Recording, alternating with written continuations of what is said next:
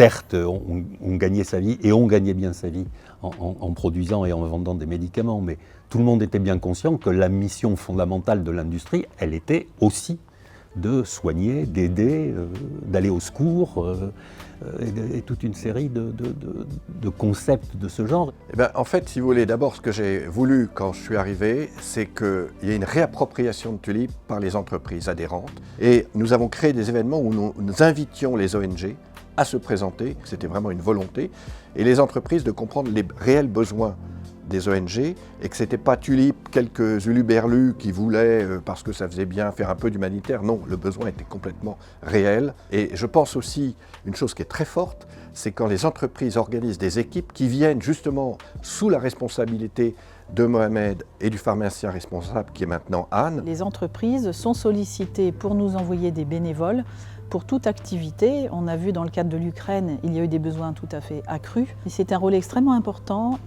aussi pour les employés de ces laboratoires de pouvoir avoir des actions utiles et notamment dans leur domaine d'activité qui est celui de la santé. Je pense qu'il y a toute une philosophie qui va aussi dans cette mouvance de la RSE des entreprises qui est extrêmement importante et qui donne aussi beaucoup de fierté aux employés.